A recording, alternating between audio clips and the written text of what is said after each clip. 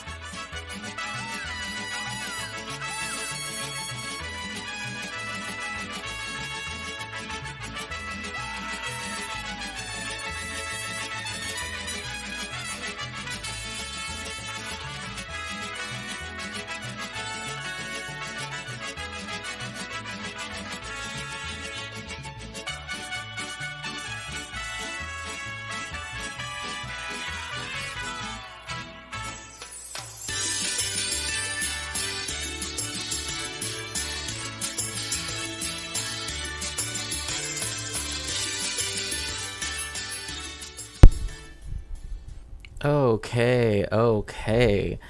Welcome, welcome, welcome, everybody. Bienvenidos. Bienvenidos a todos. Espero que todos estén bien.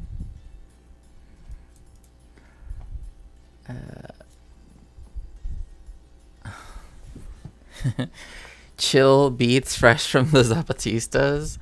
I mean, that would be kind of interesting though. Zapatista, lo-fi Zapatista beats. Oops, I guess I technically spoke about something political, so now Twitch is gonna, you know. Um, but anyway, uh, uh, yes. I thought I would play some, I guess, more thematic music instead of the typical. I do like the idea though of having something. I wish that I just had something to make it more intuitive, like to mainly to remind me when to start playing the music because, I feel like I have to do so many things across the whole keyboard and everything that it kind of makes it a little bit difficult sometimes to like do things quickly. Yes, hello everyone. I hope that you feel better soon, Estelle. Welcome in LT9K. It's so nice to see you. And welcome in Full of Nicks. Welcome in Moenop. So for today, I actually have something that I guess I've been wanting to discuss. Um, and that is the fact that I have been wanting to talk about more, cultural things and stuff like that. So I thought that it would be useful if we actually just, took a break from sort of other stuff that, is never, like research stuff, and, you know, deep history stuff, and instead, of course, I mean, when I say deep history stuff, I'm of course referring to, what if alt hist, of course, but more so, that I wanted to sort of showcase some more Mexican cultural stuff. Taco stream. You're gonna see tacos in this stream. We do not talk about, yeah, and sadly, um, yeah, because of the weird rules, like there were streams that I didn't get ad revenue and everything. So like on the Twitch side. So again, I recommend, if you would like to support me in some way, you can always go to my link tree. You can always go to Throne, and there's a Help Shakespeare Survive Fund, that you can contribute to, especially because, I don't know how the situation, will remain. I won't go any further in depth than that. But anyway, is it better for people to watch for you on YouTube if they are only going to use one platform? I mean, I would say that both platforms are fine, because obviously you can, if you subscribe. Um, um, oh, Estelle. Okay. Let me see here. Um,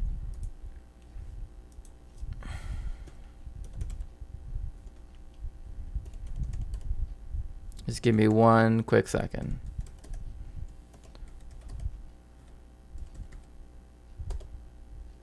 Okay, so you should be good now, Estelle, once you start posting more stuff. But like I said, I wanted to do also something more fun because right after this, yeah, no, like I'm gonna keep streaming on Twitch. It's still the main place where I get like revenue from, right? And especially like over the summer when I can't find any, real teaching work, etc. Even maybe I can get it for like, a 4-week course or something like that at, you know, college or something. Um, what I am trying to get at is that if you would like to support me, Patreon is the best way to make sure that your support does continue to reach me. Again, if you would care to. Um, Again, I put a tier that is just like, if you just want to support, and I essentially made it the cost of a, YouTube subscription, since I don't have enough subscribers to actually, to be able to get like super chats and stuff. Because then otherwise, I would like to think that it would be a slightly different situation. But yeah, right now with the fact that there were like 4 streams that were demonetized, that really hurt. Like in the sense of, but obviously subscriptions and everything on the Twitch side work. But again, like I said, if you would like to support me, you can always do so on Throne. There I have a help Shakespeare Survive Fund, because again, I don't know what the situation's going to be moving forward. I'm still going to keep streaming though, and I want to be able to give a better schedule. But anyway, after this in particular, this stream, we will be having our community night. I thought Friday would probably be best to have like the consistent, like the constant one, right? Twitch rip. Yeah, it's just YouTube took the W for this one. Yeah. Yeah, I know, and I apologize if my choices in film have been particularly, like lugubrious and not necessarily, because it's very difficult sometimes for me to like express this, but I understand that that like when I go into detail, right, like this is why when it comes to discussing like my research and stuff like that, I know that people might appreciate it in one sense, but I also do know that like for me, like what's on my mind are things like international humanitarian law, right? Or thinking about this and such and such event, and how would I couch it when I write about it, because I have to think of the next writing project and the next, So anyway, I guess what I'm trying to say is this is why I want to make sure that the community gets to choose what we watch for community night. Sometimes, usually Saturday night, we also have one, which is, again, can be open. That means people can do whatever they want, or is more like film and then we do whatever we want. Usually discuss the film afterwards, which I like to do. But like I said, a lot of that is, a lot of that I really want the community to decide. And so that's why, if people do have suggestions, if people do, I would like, the mods to also help with that, right? To make sure that not only can we stream the film, like it's accessible, but also so that way, I want to decenter myself when it comes to those choices, because I understand that they can be quite depressing, So, okay. Hello, MIDI Doctor. Welcome in. I mean, I understand. I'm just very conscious of the fact that, a lot of the films that kind of resonate right now with what I'm like, everything, are not exactly going to be necessarily lighthearted, right? You know what I mean? Like the only film I can think of that I would want to watch that like technically is lighthearted would be like the Selena movie. That's like the only thing I could think of on my own, right? But like a lot of the, like a lot of my favorite movies are, like the Battle of Algiers, right? Again, that's not necessarily but hello, Soul Life. Welcome in. Yes, please make sure to join the Discord, because we will be having our I was about to say family night, our community night. I guess we are like a family after the stream. So let's see here.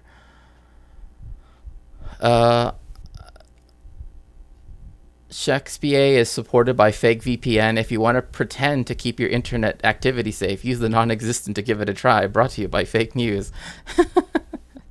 Yeah, I know.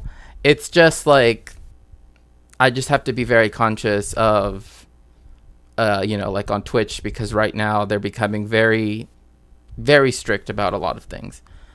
I have something to talk about with Lucy, so I can't be very active. Oh, that's totally fine. If you have other commitments or something else, that's totally fine with me. Again, like I said. So anyway, moving on from the sort of housekeeping, we can move on to discussing Mexican food, right? So one thing I really want to emphasize when we're talking about like cultural things is that one way I really like to approach it personally is starting with things like food and then build out from that, right? Because I think that there's a lot of different cultural aspects that you can get through, right? Culinary cultures around the country. So my main point here is that we have to remember that Mexico is a very large country and has many different regional, sub-regional, right, multi-ethnic, multiracial cultures and overlaps and everything. So the cuisine in Tijuana, right, my hometown, is very different from Mexico City, right? Is very different from Guadalajara, is very different from the Yucatan, is very different from... So this is focusing more on Mexico City. And so that's what we're going. He's very respectful. Yes, yeah. And he actually learned Spanish from what I understand. Like he's from California, I think. So anyway, so we're going to go through this and then we're going to see what we have here. I'm in Mexico City, and Mexico City is one of the, without a doubt, it's one of the capitals of food in the entire world. I have an incredibly special day to share with you today. I'm about to meet up with Lalo, who is from La Ruta de la Garnacha. So what garnacha means is like street food. Like that's what garnacha means, right? So Lalo, who has, his own channel, he tries the street food, particularly because he's from Mexico City, around the different areas, because again, a lot of these, even in Mexico City, which is huge, you have different like cities and stuff that are sort of located around it that also influence the culture. Like just south of Mexico City, you have the state of Morelos, and they're known for their barbacoa, right? So even though it's a really small state just to the south of Mexico City, people that live like closer to that part or to that state, even within the capital, like the state that now contains the capital city, you will often get more people that make that type of food. So he makes videos, he's a passionate food lover, and he's an expert on Mexican street food. And right now, he's gonna take me and you on the ultimate best tacos tour of Mexico City. So get ready to eat the best tacos in Mexico City. Okay, say hello to Lalo. Yeah!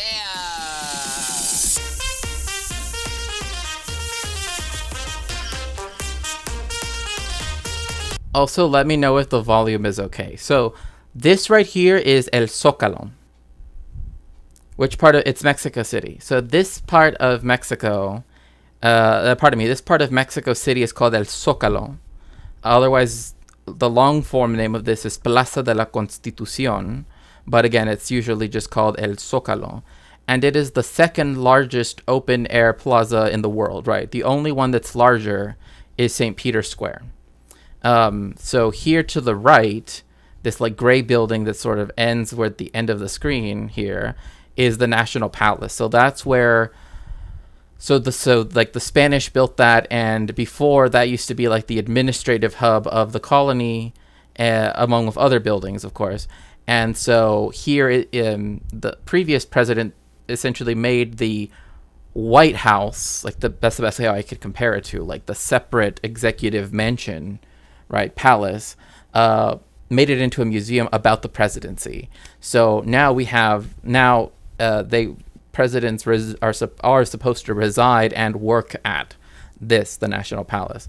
Now, if you go down this route right here, just down this street where the National Palace is, this cathedral, which is also known as the Metropolitan Cathedral, was actually built essentially they started building it just after the conquest of, the Mexico City, of Tenochtitlan.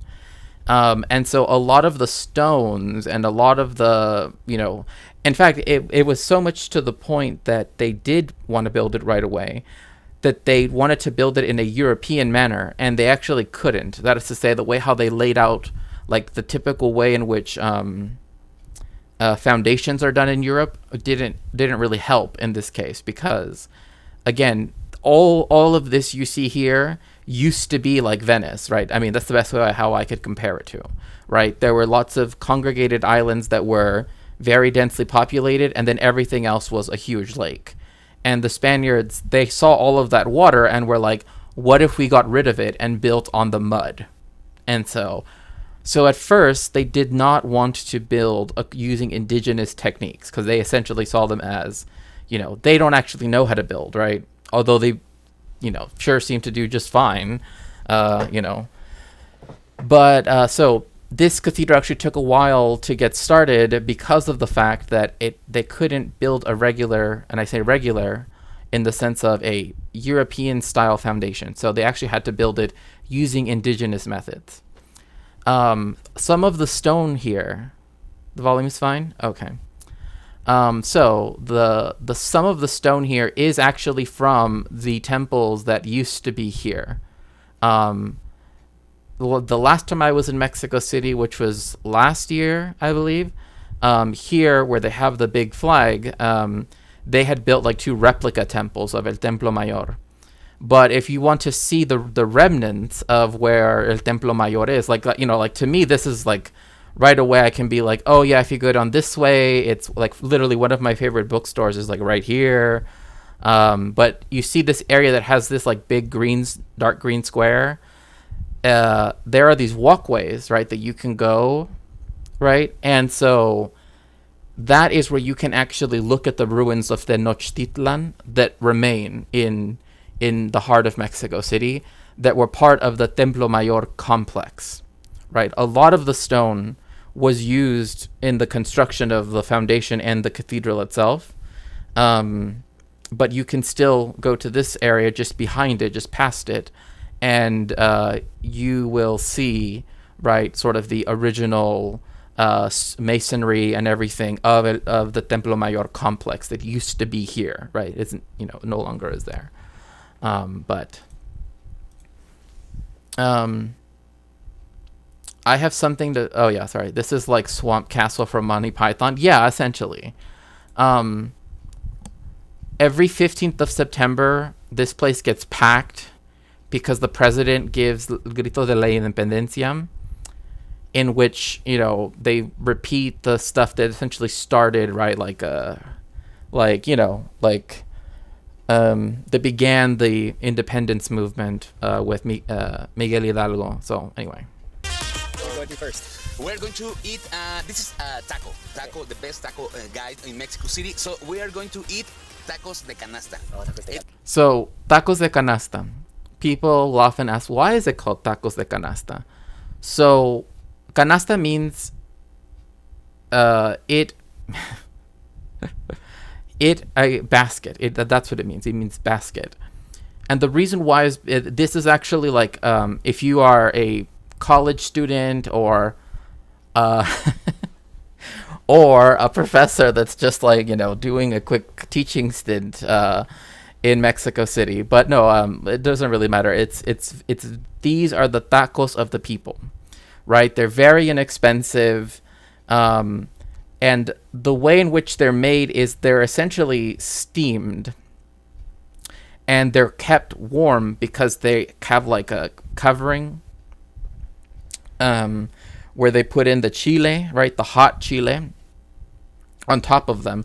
So a lot of times they're like red, right? But you can get them with different fillings, right? So it's like frijoles y queso, so beans and cheese.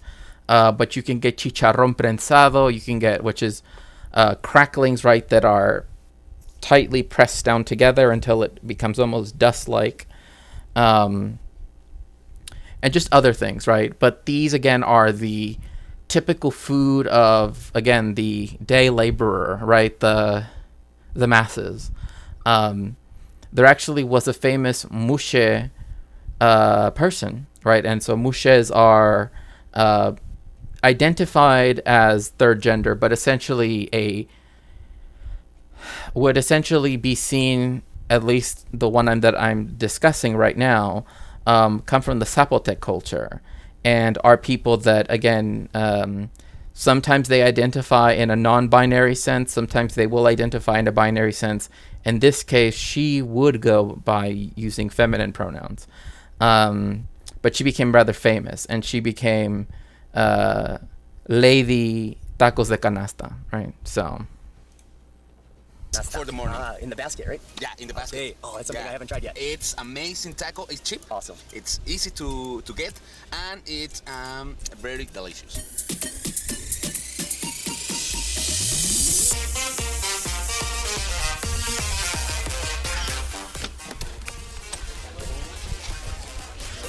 So you see here how like they're taking it out of the basket and it's like covered, right? So that steaming is what allows it to stay warm throughout the day. And once they sell out, that's it.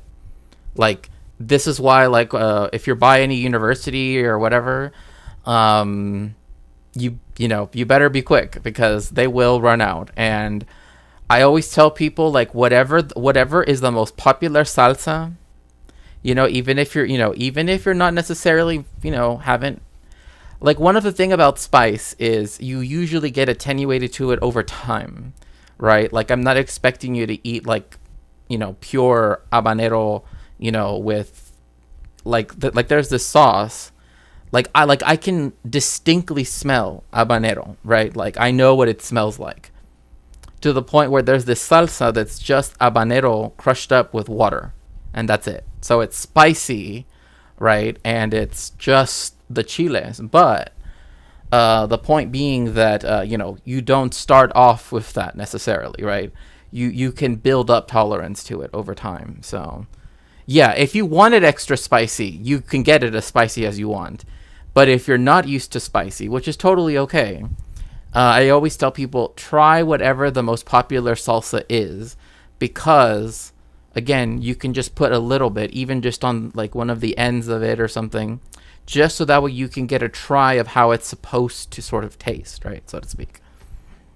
Are tacos de canasta normally eaten in the morning? In the morning. Or all throughout the whole day? No, only in the morning. It's Okay. more like 7 to 3 p.m. So again, what's the popular salsa? Well, the place I go to,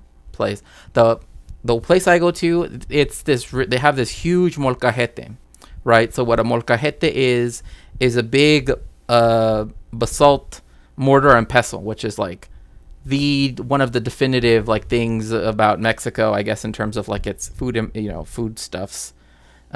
Is we use basalt, like essentially volcanic rock, as the basis for that. And so you make this chile. It's green. The one I know of is rather bright green. But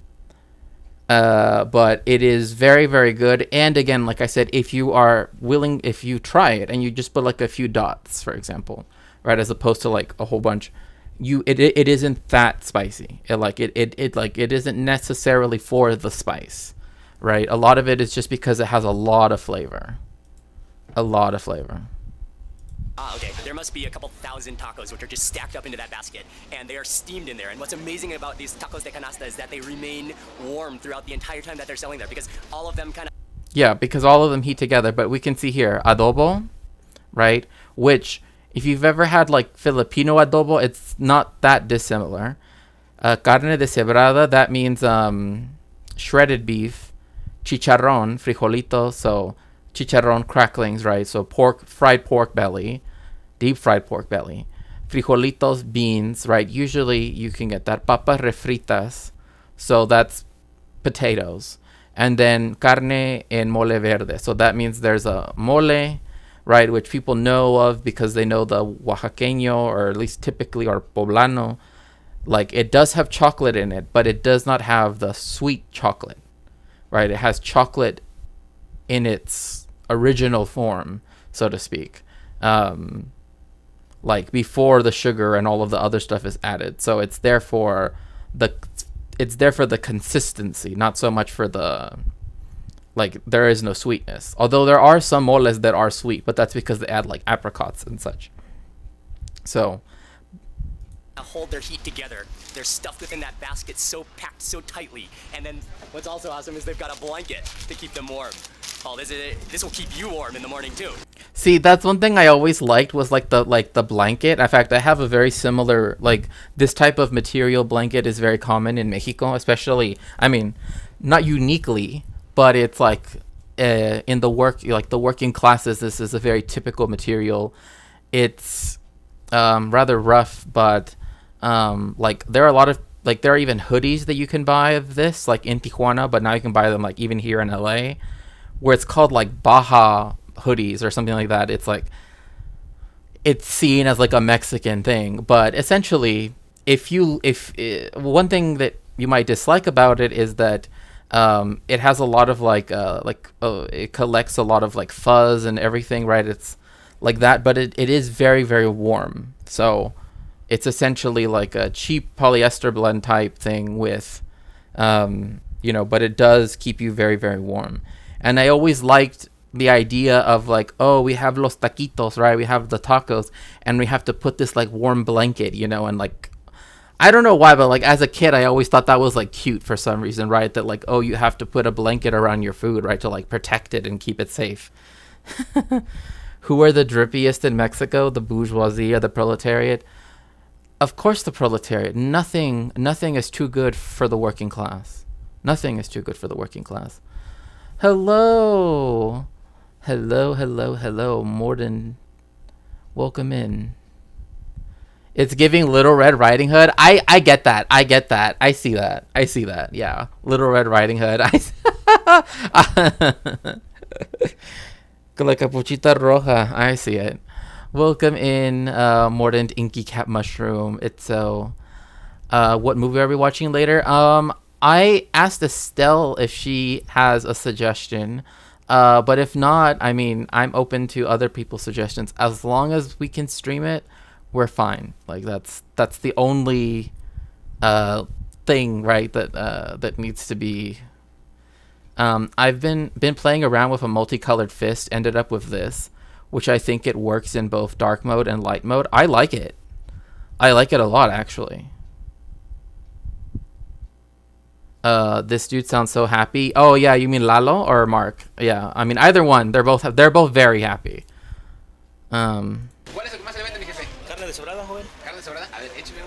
So the one that this is another thing too, and I've always been so like, okay. It's funny that Lalo says this. It's very strange to me in Mexico when people will call like a worker, right? Like they will say, "Oye, joven," right? Like, like young man, right? Because I feel weird saying it myself to someone who's obviously much older than I am, right? Like Lalo is probably younger than this man, but it is very strange for them to be like, oh, like young dude, like, hey, young man. What is the most popular of your tacos, right? And it's carne de cebrar. My fave thing about the subtitles is that it says, yeah, just something foreign. Yeah, man speaks in foreign language. I'm also known as Geodragon. Oh, okay, yeah, I thought so because of the mushroom, but I didn't want to, like, presume, Sounds like I need one of these hoodies for the Alaskan winter. Yes, they're very comfy. Very, very comfy. Also, yes, if you like other ways to support me, because Twitch is being very weird about their whole ad revenue thing, and 4 streams were just had no ad revenue coming through, you can always do so via Cash App, Venmo, but not obviously, pardon me. The best way to do so would be, on Patreon, if you want to continue to support me in that way. Just so that way there's more consistency. But obviously you can also go to my Throne and help me out with my research there as well. But speaking about, more, not necessarily research stuff, but more about like making sure that I don't have any more streams where I get no revenue whatsoever, Patreon would be the best place to do so.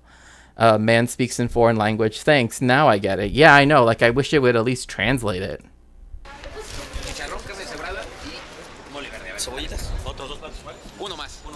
Oh yeah, another thing too is when you get tacos, you always get the cebollitas and los chiles charros. Like, you always get that. Like that. You're like just yes. You want las cebollitas, trust me, because they're like steamed, but they were also like grilled as well. So it's like this really wonderful flavor mix that you will just enjoy. Cebollitas, it's CEBOLLITAS.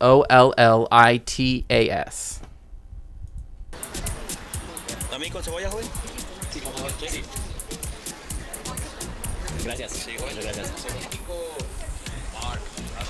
Another thing you notice about them is because, again, like the way how they're kept warm, right? I mean, look, I like Mexico. Like, this is why I hate when people think that Mexico is just like one.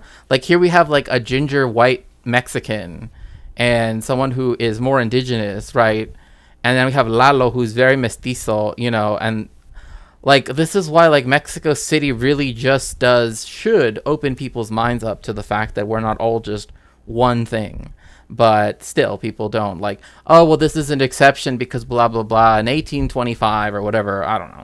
But one thing you'll notice about the tacos, right? And we're here talking about los taquitos estos que están aquí, is that they're like greasy, right? And that is because the way how they cook them, right, in this with the blanket and all, surrounding it, is that they pour the like kind of like the drippings and everything and the chile over it, so it all becomes steamable and saturated as well.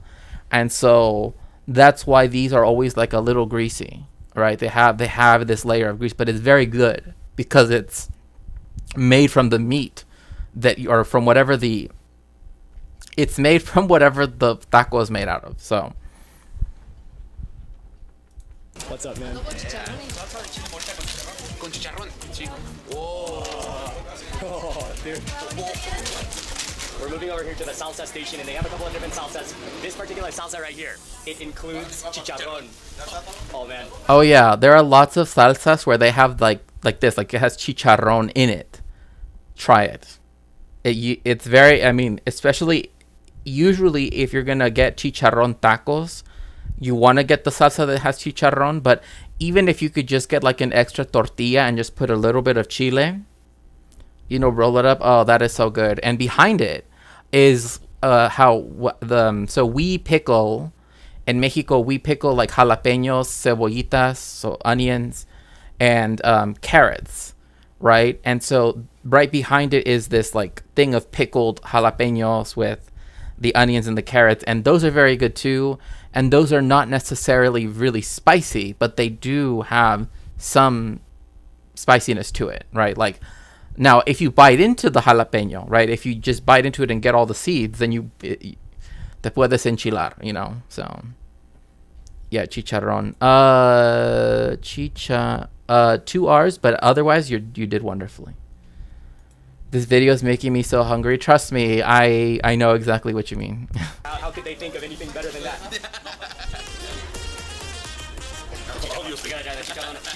Okay, so the salsa I was talking about looks like this, but it's pureed more. Like the place that I go to in Mexico City. I obviously am not gonna say the name, right? I don't want to give any particulars, but the one I go to, they like their salsas to be. They don't like them to be like really chunky like this. Instead, they make it so that it's as like,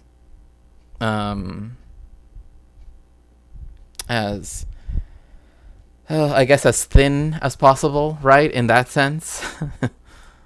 But besides that, it's very similar to this. In fact, just the other day, like I made some salsa that was very similar to this. Well, we're gonna start with the chicharrón taco de canasta, and we added salsa de chicharrón onto it. So it's chicharrón on top of chicharrón. Oh, welcome in, Franny Franny Theo Raiders. Thank you very much for rating this stream. I really appreciate it. Habituation Room. Oh, yes. Of course, Francesca. Thank you very much for the raid. I really appreciate it. If you would please, of course, make sure to like and subscribe for this stream. I am Shakespeare. I am a cultural historian, and I usually talk about Jewish and Latin American history. So welcome in, Raiders. I really appreciate it. Make sure to refresh so that you get counted as a viewer. And yeah. It's time to get cozy and hungry. It's fried pork skin on top of fried pork skin. That is all you could ask for. Oh wow. Oh, that's insane. So flavor. Yeah, it's so soft. It's just absorbed all of the flavor from the sauce. Yeah, it's so. Also, so many places. So many places. Pickled onions are my favorite onion preparation. Yes. I like las cebollitas that these, the onions that they have here, they're a little bit spicy, but there are some that are made like in a more general way. Those are very good. Yes, welcome Frantifa. That's right. Welcome in. I appreciate the raid. Chicharrón, it's amazing. It's really big one, really big one taco. And, you know, for me, and I think that the taco is the most delicious thing in the world. Okay, I would say this is it's a close thing, right? Like there are different street foods that I think are up there for sure. Tacos are definitely up there, but that's also because they're very versatile, right? Like, you know, like one, it can like, I mean, I'm even picky. Well, I can be picky even about the type of tortilla that I use, right? Like, oh, I prefer this type of corn as opposed to, you know, sometimes, mainly because it's about like flavor, right? Like the way how tortillas add to the flavor. So Because tortilla for the Mexican it's our plate, so we eat our plate. Taco it's everything. You put it on a tortilla. Sweet, so sweet. Very sweet. Oh, really good. The next taco is the mole verde, and it is you can see the green mole in there. You can see there's some meat, and then you can see potatoes in here too. So it's actually quite hearty. this is why this is typically seen as a breakfast thing and like a lunch thing, particularly for students at like the university.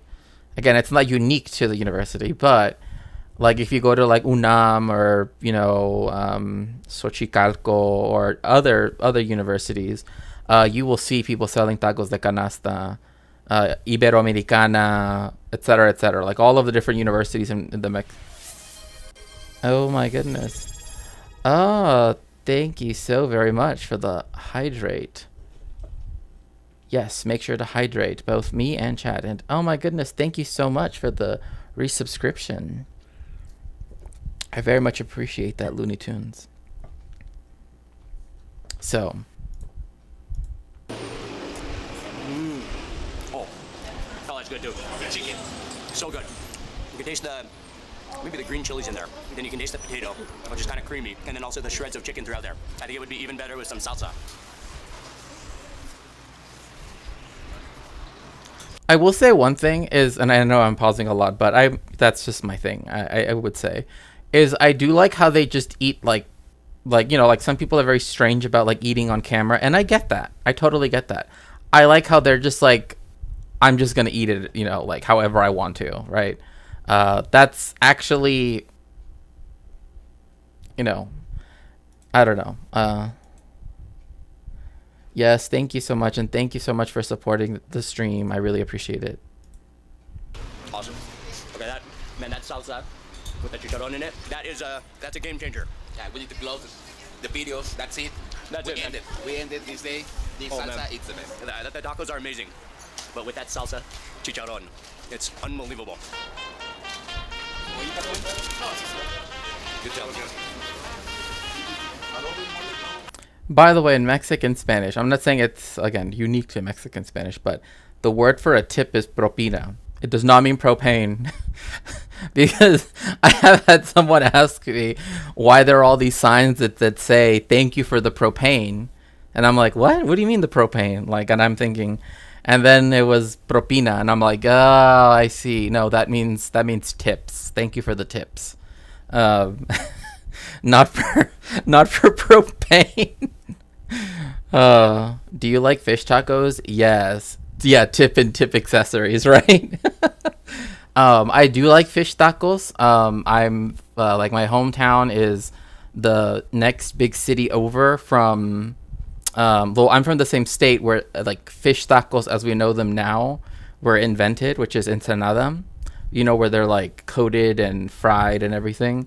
And so yeah, I grew up with a lot of that. Like, a lot of things like with fish and all of that was like is super common. I like fish tacos with sriracha aioli. Oh, there, I did see that there's this like, and I don't know if it's just like here because I've only seen it at Stater Brothers, but there's like this like alternative sriracha that you can get. It is sriracha, but it's just mixed with something else, right?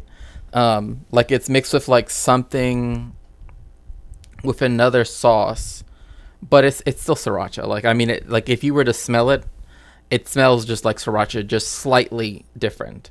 But yeah, I have seen that, and I have seen people put that on certain tacos because there also are a lot of fusion places too.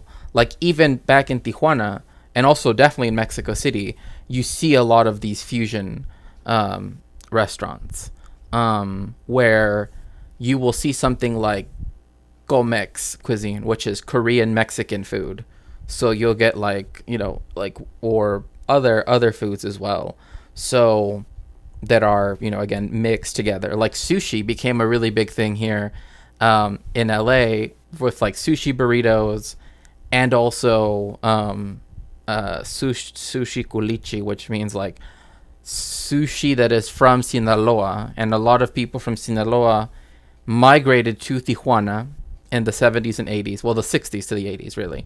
And so their very seafood loving culture essentially also found a home in Tijuana as well. So there's like a lot of Sinaloa or style sushi places, which are good. They're good. It's just, you might, again, the ingredients are just slightly different. It's still rice with the seaweed wrap, etc. But the base is still there. The only difference is like they might actually use like the sriracha aioli that you mentioned. I think that's why I made that connection, because that's where I remember sriracha aioli from.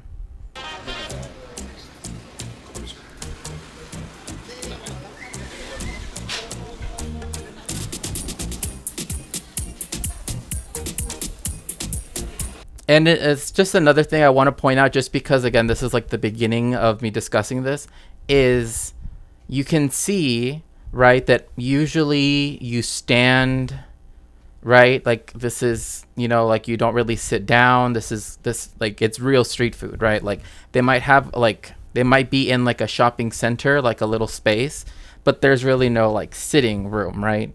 Like, there might be a couple of benches, like sometimes people will sit there. Maybe, but pretty much it's usually like people are standing when they're eating. So The salsa chicharrón is It's heaven. It's superb. Now that I've tried all three of them, now which one is your favorite? chicharrón. Yeah, for sure. Wait, chicharrón.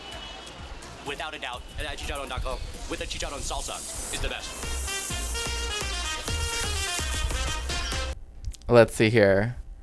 I like food made for eating with your hands, like this, or like any savory turnover, like empanada or panzerotti or falafel wraps. Ooh.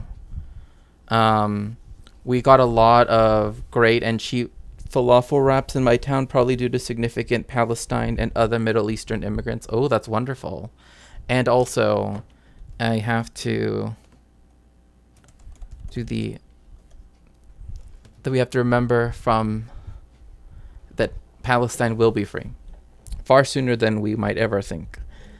So I would just like to say that. Is ceviche sushi a thing? Yes. There used to be a restaurant actually in downtown LA where I used to know someone that would get like a sushi aguachile, which is different because it's not all like mixed together, right? Instead, it's like, you know, it's almost like sashimi, right? Yes, Palestine will be free. It's like sashimi, and it like the aguachile, right? Like with the spicy water. I mean, that's literally what it means, like chile water, right? Was made, you know, in the Mexican style, but like it was still cut, you know, using the different Japanese style cuts when it comes to fish, right? Because there are like, in fact, historically speaking, like there are so many ways in which the people who are who would make sushi, right, or who would, like when it comes to cutting fish, there are so many different ways of cutting fish. Hello, FLFNF, welcome in.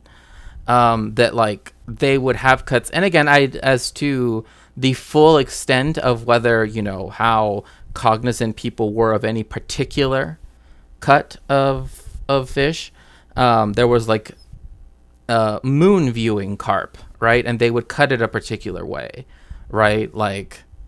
And there was one that was cut a specific way when they were about to go into battle, right? So it's like, again, sort of this very this very conscious relationship to your food that we kind of don't really have in a lot of places. So, yes, that's right. TCTTV is a part of the network of trans streamers that has Adrian Vixen, and also, you're right, and other people like John Ross. Wow, the name is Tacos Joven. Tacos de canasta joven. Muchas gracias. Hasta luego. Muchas gracias. So yeah, that's about right. It's like when I used to live in Tijuana, so this was years ago, tacos were 10 pesos. So that would be closer to 50 cents back when I still lived there. Trying to keep up the hope. Oh, I know. Like, trust me, I like the fact that people that are speaking about Palestine are being, you know, like, for example, if I could, I would love to interview Francesca Albanese, right, the special rapporteur, the United Nations special rapporteur on Palestine, because of her wonderful report that she wrote. Genocide as colonial erasure, but you know, I know that you know, on Twitch that would be quite a difficult thing to do. But yes, we stand with all the marginalized and oppressed peoples of the world. Our struggle is one, even though our struggles are our own. So I couldn't think of a better way in the world to start the day. Man, that taco de chicharrón. That will change your life. That's with that salsa de chicharrón. Oh man.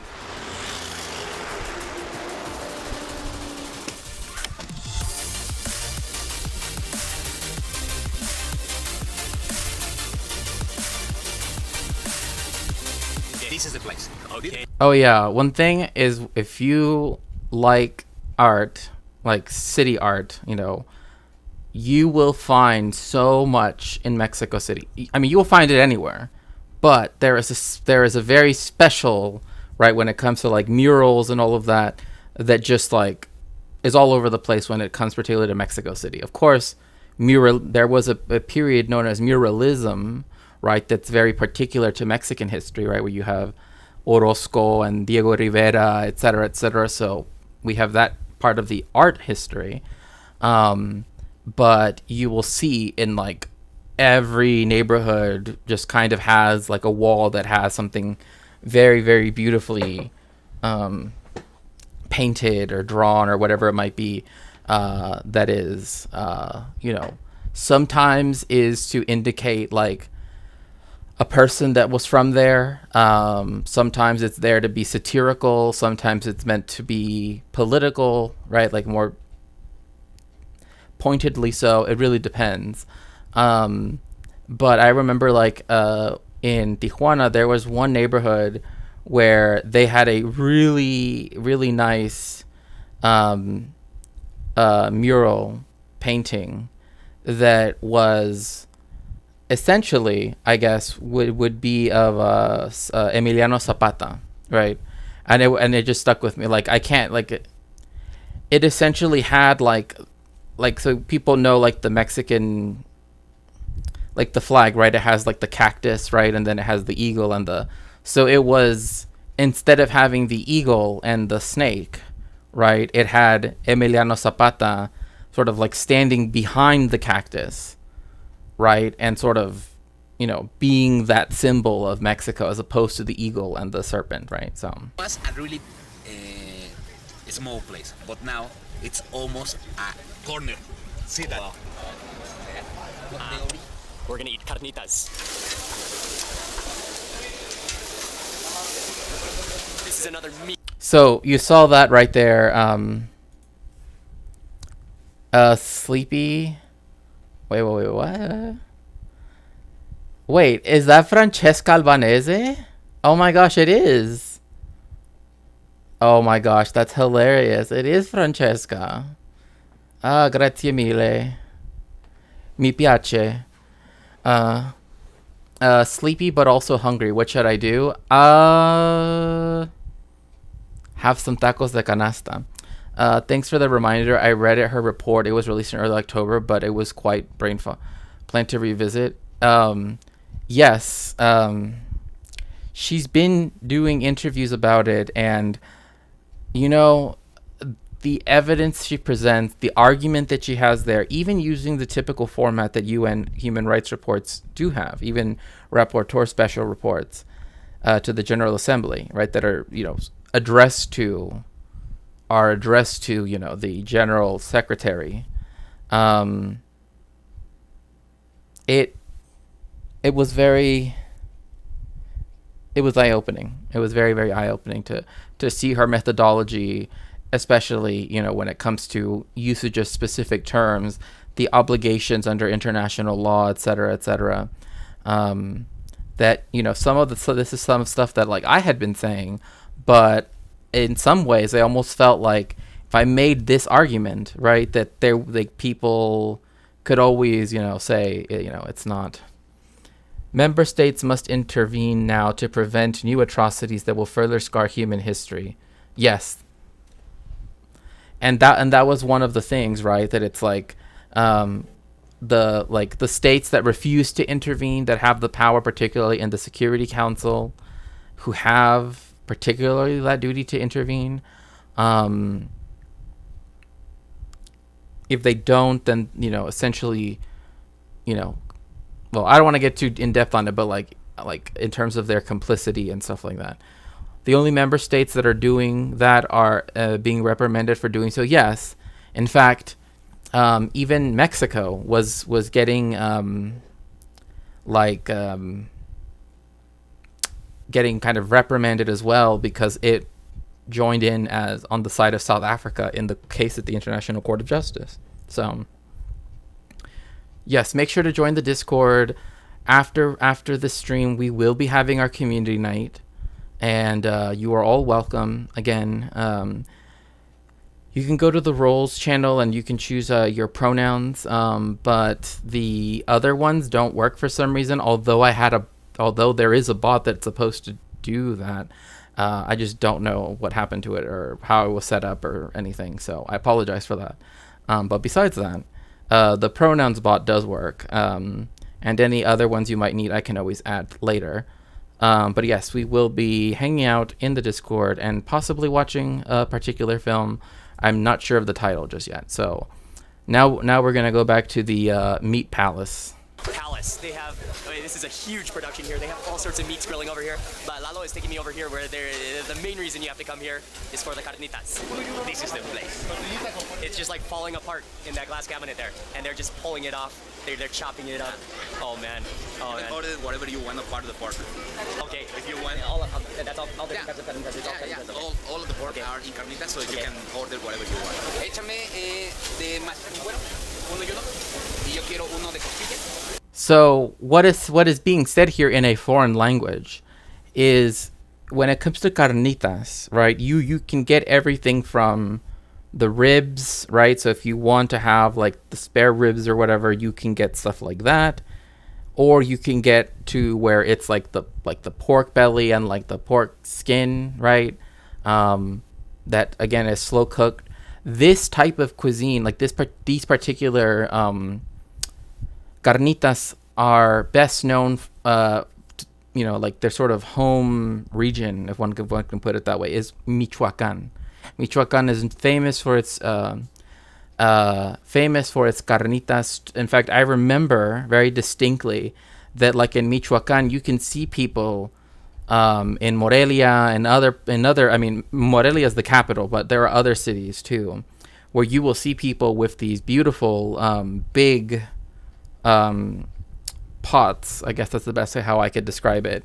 That are actually like hammered. They have like these little mallets, and it looks very beautiful. I almost can't. I'll have to find a picture because it's kind of hard to describe. But and so they're outside, with a fire on, right? Usually in un fogón, right? So like a little, like almost like a rocket stove, I guess is one way to think about it. And they will be cooking outside, right? Because like the smell goes all over the place. So like you can walk down the street and suddenly you smell the cooking, and like people will just congregate. It's the same thing like if you go to northern Mexico, where beef is more commonly eaten.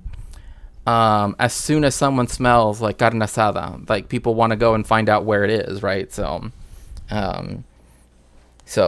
usually, because again, like you're using mesquite, et cetera, right? Like different things like that. So is that Kuromi? Yes, I do. Yeah, I have Kuromi, and then I have Mew, I have Pikachu, and I have another Kuromi over there actually. So yeah, I do.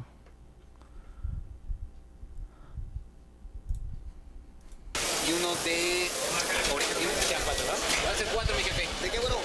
Dos de maciza con cuero, costilla, y uno tienes Look at that. Well, they're huge. As they pull the meat out of that tub of carnitas, the whole thing shakes because it's so soft. It like wiggles. And then you see the... So one thing about carnitas is that, I mean, this is how, like, I remember when I was younger, and the way how it was described to me is you have to put a very, very distinct salsa to, like, cut the fat, right? I think that's a very typical phrase in English, too. And you have to put a lot of stuff on top of the carnitas because they don't have in themselves, right? Like, and people that have eaten pork belly, right? It's like, usually if it's just fried like that, it doesn't in and of itself have a lot of flavor, if that makes sense, right? It depends on like the toppings, right? So that's why usually you'll see pork belly that is, has a rub on it or is marinated, or you know what I mean? So because of the way how this is cooked, this is another, example of where like your own personal tastes, right? And this is very common when it comes to a lot of street food, right? Comes to the fore. Right, so essentially you can actually choose how much, spice you want it to be, but you can also choose what types of flavors you want to have, because if you go to like other places, they will have like pickled red onions that are also mixed with like cut pieces of habanero. Right, because usually people want the spice to quote unquote cut the fat of the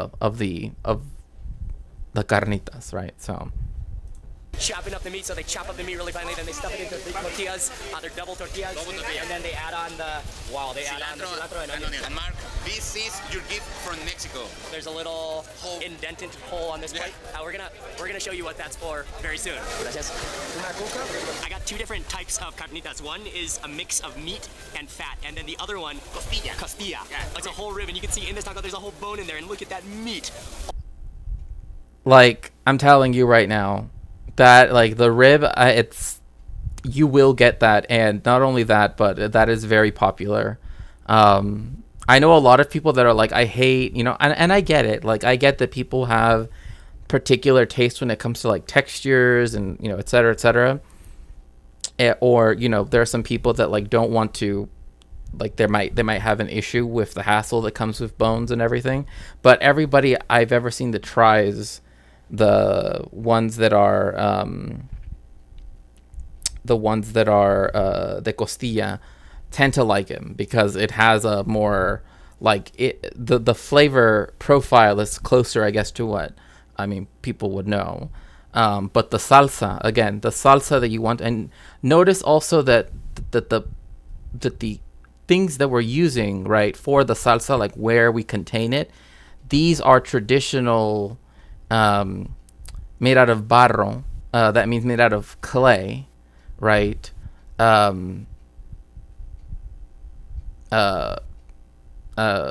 Like pots or pans or containers, right?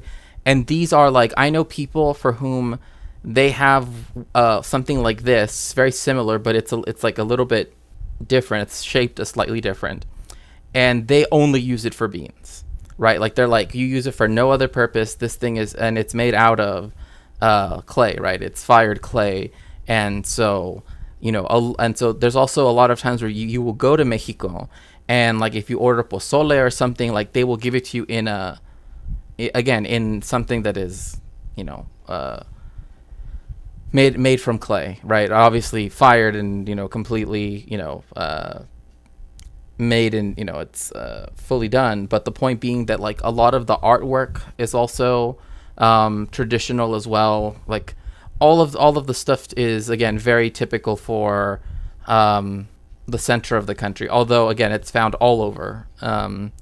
But like when you see this, you usually understand this to mean that this is a working class type of establishment, etc., things like that. It's not only, right, because you can see this also in very expensive restaurants, but like when it comes to tacos de guisado, right, so tacos de guisado essentially are, they make a lot of different types of dishes, right? Usually, like, I don't want to say like leftovers, because it's not leftovers, if that makes sense. But it's stuff that, it's not like carne asada, it's not like adobada, it's not like any of this, right? It's more like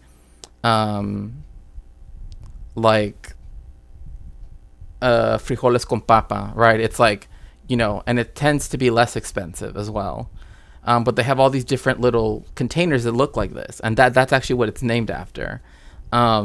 And so people will get like, nopales con huevo, right? Blah, blah, blah, these different tacos, right? And so like knowing what you're going in for is always important. But yes, when it comes to the salsas for carnitas, they do tend to be very spicy because, again, they want to cut the fat, right? Another thing too is they also tend to be very, well, it depends. It depends what part of Mexico. In Michoacan, they actually tend to add more citrus juice into it, but kitchen sink type deal. Yeah, pretty much. Yeah, yes, that is a very good way of putting it. Yeah, it's kitchen sink. So that's why I always tell people, like, bone marrow is good for you. Yeah, I mean, that's what I've been told my entire life. Like, that's why when my mom would make caldo de res, like that was always one of the things, is like, but yeah, you can get different types of tacos. Tacos de guisado, though, those are the ones that are like each place has its own unique thing, right? Like chorizo con huevo, chorizo con frijol, like they, and there are even places where the entire thing is like vegetarian or even vegan. So like that's why, like, I tell people, like, oh, don't assume that taco means meat, right? Because there are some kosher places even in Mexico City where they're all vegetarian. So you will get tacos that are not cactus, zucchini blossom, right? Zucchini blossom tacos, those are very good. and so you'll get a lot of more proletarian meals, as some might say. Bone marrow is also where your blood cells, both red and white, are made. That's right. Very, very true. Oh, that just looks fall apart tender. Oh, that is unbelievable. It's gonna just slide off the bone without a doubt. Oh yeah, see this salsa right here? This is the salsa I'm talking about with the tacos de canasta, because this one is spicy.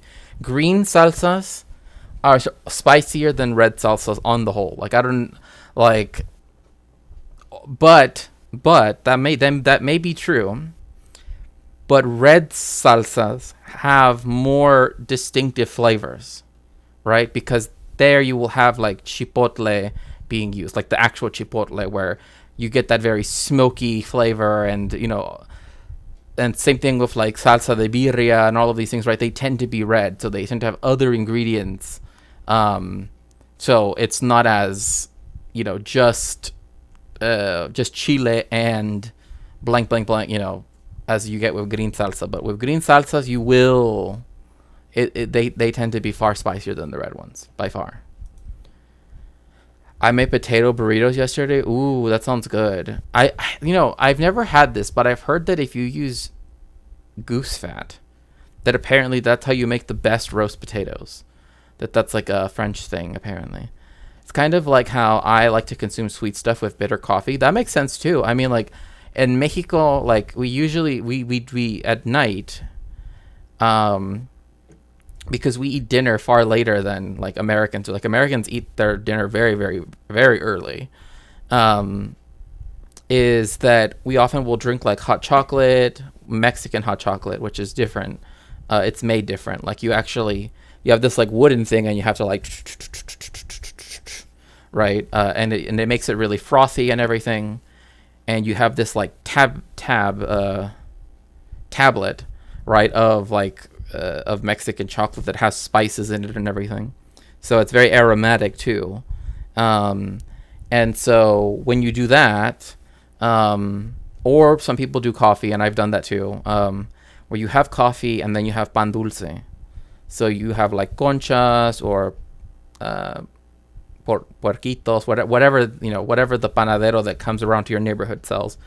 Usually, for me, I would always just get a concha, just because it was, when I was a kid, because it was just like, for me, the ones that I would get back in Tijuana were like always freshly made, and like freshly made conchas are just,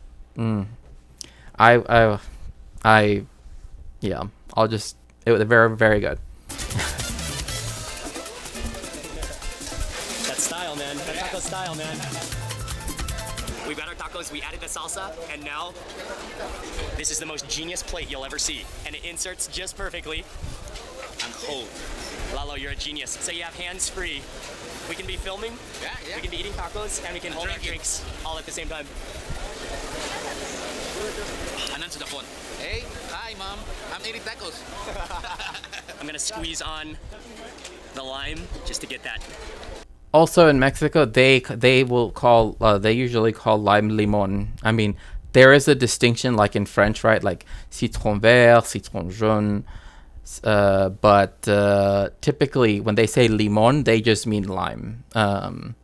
Unless they say limon amarillo, and then they mean like lemons, as people in the United States. But like, what I like to always look at is also the sort of composition, right, of the food, right? Like the way how these white corn tortillas, how they're cooked, and you can see like these thin, like one, that these are homemade, or made in a tortilleria, right? They're not like store bought, right? Because of the way in which they look, but the type of corn that they use, the quality of the corn that they use, but also like the fact that because red and green are two colors that are, if you know color theory, right, stand out with one another, but just how it adds to the overall presentation of the food.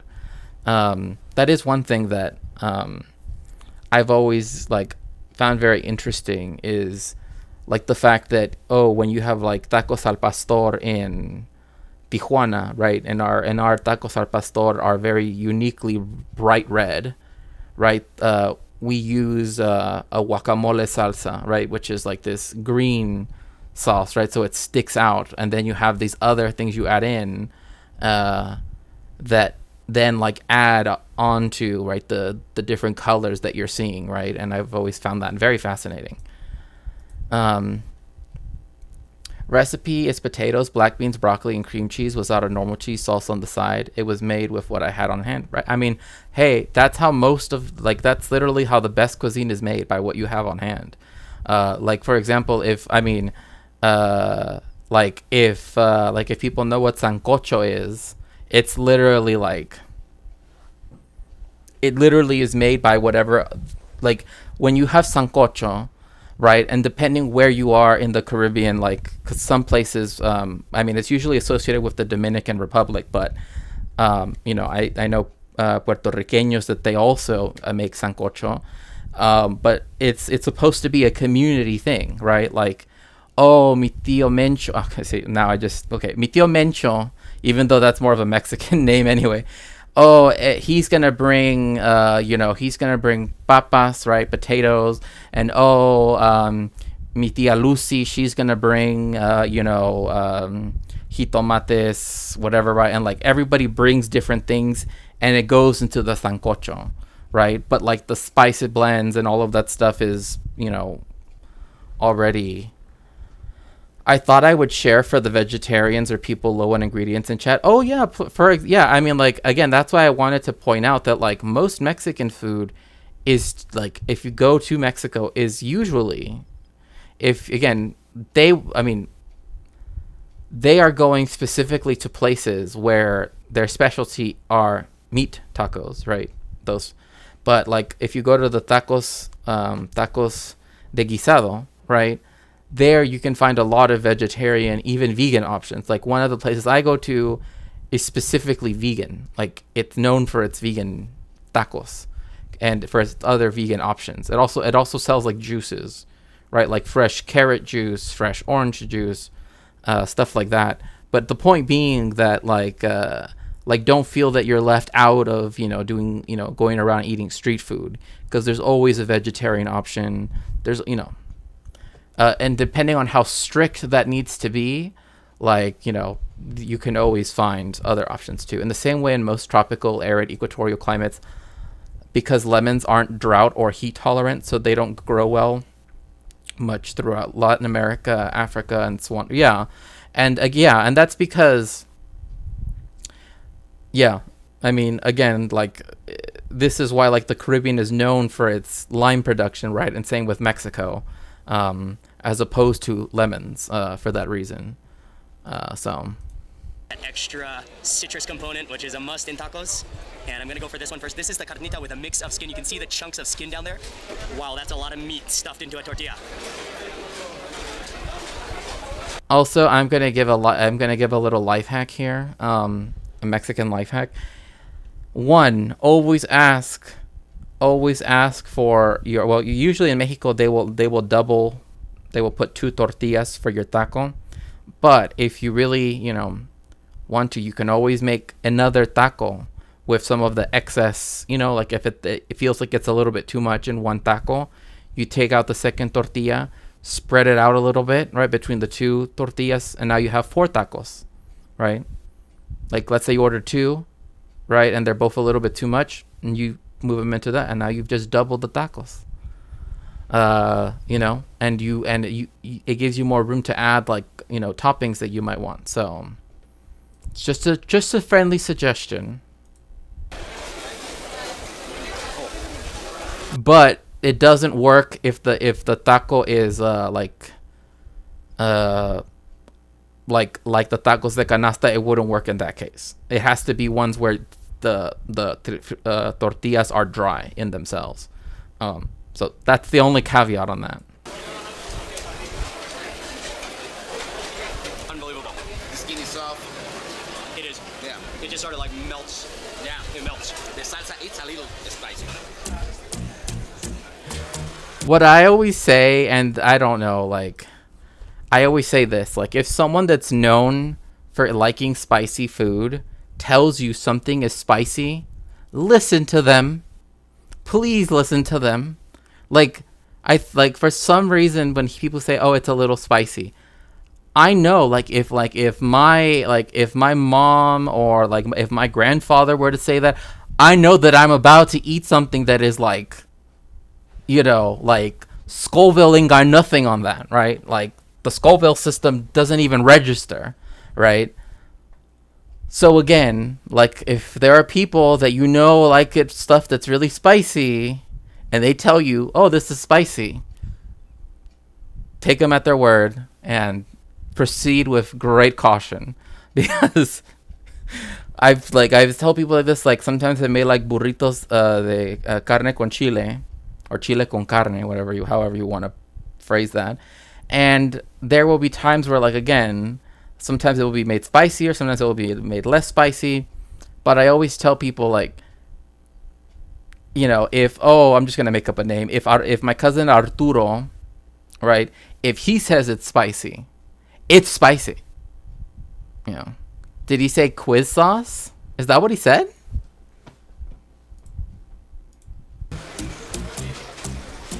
One of the things that's amazing about this taco is it requires very, very... I'm such a wimp for spice too. I always heed the warning. Yeah, exactly. That's why I'm telling people, like, if you want to try it, you can always put like little dots, and if it's really spicy, you can deal with it. It's easier to handle. But there are some people that are like, "Oh, lather it on." Don't, like, if you're not good with spice, don't don't, because like you can't return it if it's too spicy. You know what I mean?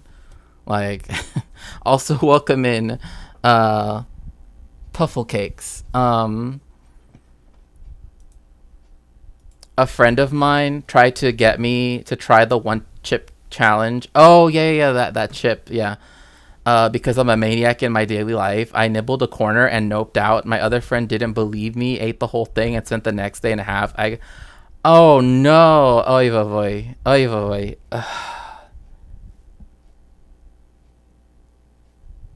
No, please don't do that.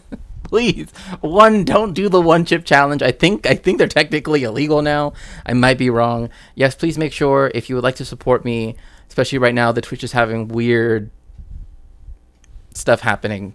Please do so via Patreon. If you sign up at the level of where you just want to support, right? It's the cost of a YouTube membership. That's kind of how I decided to do that. But if you would like extra perks, you can sign up for the extra perks, which you get like stuff like the series of essays that I'm writing, that I hope of articles that I'm writing on the history of Zionism in Palestine from 1917 to 1950. So, and make sure to join the Discord, because right after this, very soon actually, we will be having our community night. You can put more spice in, but you cannot take it out. Exactly. Like, that's the thing. It's like, if people give you an option, because there's this place in Monterrey. Oh, queso, not quiz. Oh, okay, no worries. I thought he said, okay. So there's this place in Monterrey, and they give you like different levels, right? 1, 2, 3, 4, 5, right? Because, it's close to Texas, and, it's close to Texas. I'll just put it like that. But then they have a 6th level, right? And they say like ranchero spicy or something like that. I forget how they say it, but I think it's like ranchero fire. I don't know, something like that. Anyway, point being that if you get that, if you get that, that is literally like Dante could not imagine a level of hell that was just made for like certain types of very delicious but very spicy foods, right? That just have their own level, down there in the inferno, right? Like they're just their own level, right? It's like past the capital of hell, right? It's a few wrong, but it's like one of the few positive places down there. So, yes. Very little chewing. Chew twice, and you can swallow it because it's so soft, and it's just all melting together with that meat, with that skin. That's another thing too, is like if you get a costilla, right, that is usually going to be drier, right? Like if like if you've ever had barbecue ribs, like you kind of know this, right? You can have fall off the bone. That is true, depending on how they make it. But if you get the like pork belly stuff, like that is gonna be very, very, very soft. And again, that also depends on people. Like this is one thing I want to also recognize, right? That people also have food texture, preferences, right? Because I think they're often foregone or like forgotten, right? Because people say, oh, well, it's just tacos, right? But again, like I said, when it comes to tacos, the spectrum is very wide in terms of what you can put inside of a tortilla, right? So never feel like you have to eat anything, right, that you don't necessarily want to. Like if you really want to eat tacos de mole, like we'll go, like we'll go get tacos de mole. You know what I mean? Like, but if you're like, oh, I don't like stuff that's so squidgy, like right here, what they're describing, where it's like melting together, right? I totally get that, because I know people get that way around like avocado and stuff. So like anytime there's any texture thing, I totally get that.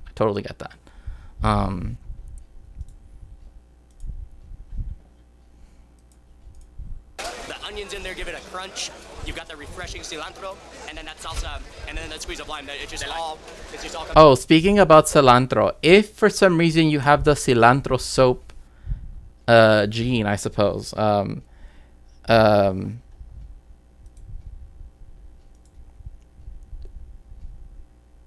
What the jelly like jam, right? Who is Jelly in the Discord? So make sure to join the Discord. That way you can hear them talk. Was talking about how culantro, which is something that is actually indigenous to the Americas, particularly the Caribbean, if I remember correctly, right? That is and I from what I understand as well, that culantro, which does have a U instead of an I, is a substitute for that if you cannot like consume cilantro. So know that there are alternatives if you would like. So Together.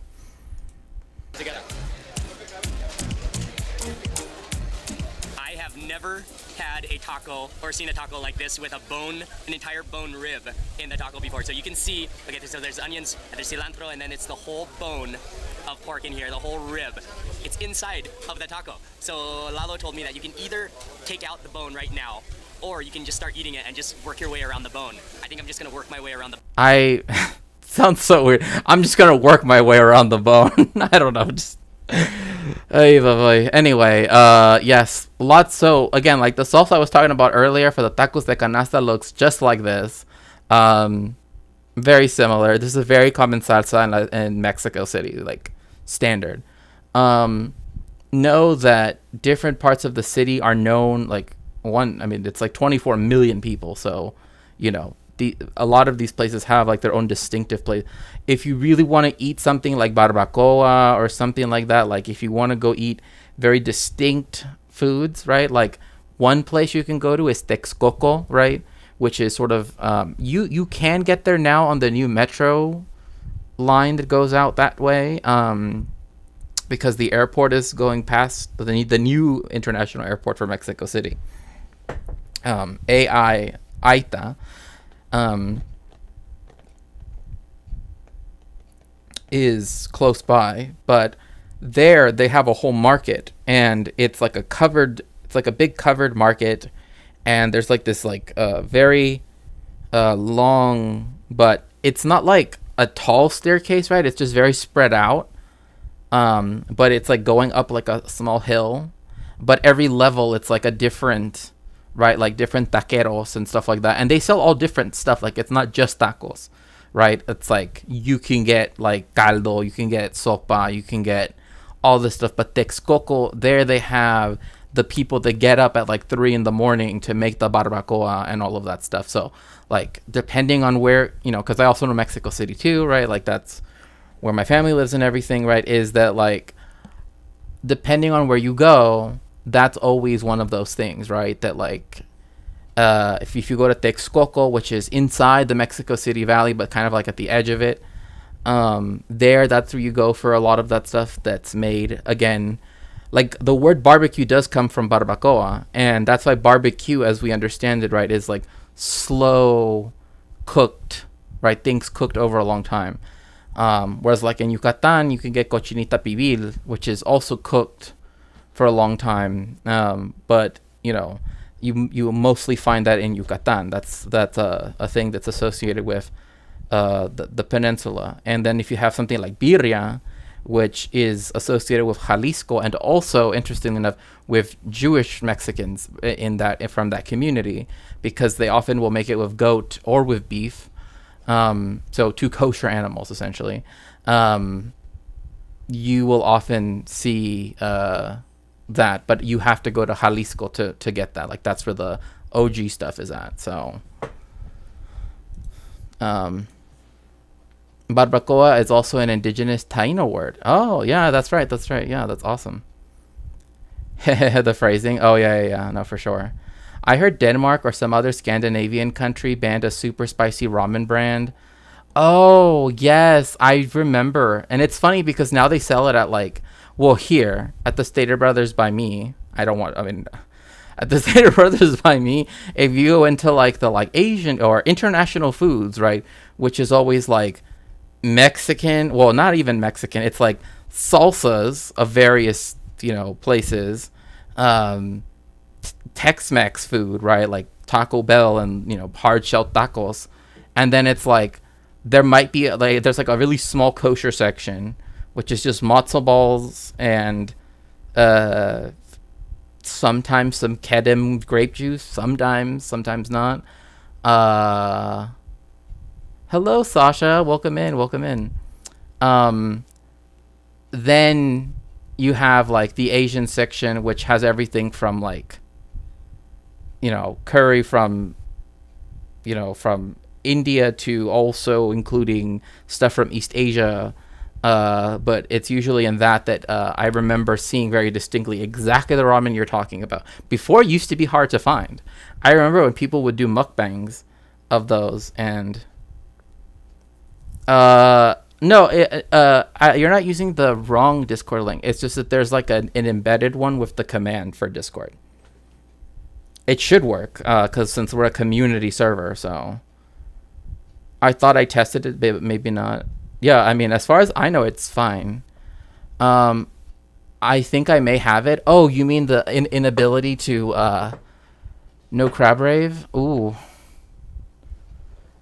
Yeah, the phrasing. Yeah, I'm gonna work my way around the bone. But yeah, if you do have that gene, again, culantro, you can get it fresh from the jelly-like jam. Has stated, right, they have told me specifically that because, and I hope this is not me divulging something, but that they have used culantro to replace cilantro. And I've seen culantro being used, but I've always had it mixed in with other things. I've never had it as the fresh, as a direct replacement for cilantro, because cilantro for me is I used to grow cilantro growing up, at my parents' house, in the back garden. We grow cilantro, right? You know what I mean? So cilantro was always a thing. My California friend that moved up to Alaska misses the Cali food so much. I at least miss a lot of the restaurants that close here for winter. See, that's one of those things too, where because that I think that if it wasn't for the law that makes it so difficult for Alaska to directly get products, right, it would otherwise shipped to Alaska, right? I believe, is it the Johnson Act, or am I getting it confused, that makes it so that it has to go to Seattle, right, the SeaTac port of SeaTac, right, and then be transported on another ship to Alaska in order for that. But yeah, if you're not one of the contiguous 48 states, you cannot get direct importation of food or other stuff, right? Even though you're supposed to be a state on par with all the other ones, the contiguous 48 have this special quality about them. I wonder what it is, especially seeing as like when they gave Hawaii statehood, they did it only because at that moment the Anglo white majority it had achieved, quote unquote, majority status at that point, and has lost it ever since. Where now it's an Asian majority, but essentially all of the places that have this restriction have an inflated price for products, especially fresh food. And I would imagine it's even worse during winter. But I miss all the food I had access to in Hawaii, as in sushi, poke, burritos, curry, homemade ramen. Yeah, I know. I mean, like, that's one of the things too, where it's like, I really wish that there was a way to better support the state of Alaska insofar as like having that amendment be withdrawn or something, right? Culantro is also called recao if you're in a Latino market. Yeah, that's right, recao. The Jones Act. Thank you so much. I appreciate that. Yes. The Johnson Act is something else entirely. In fact, the Johnson Act, I think, is actually to do with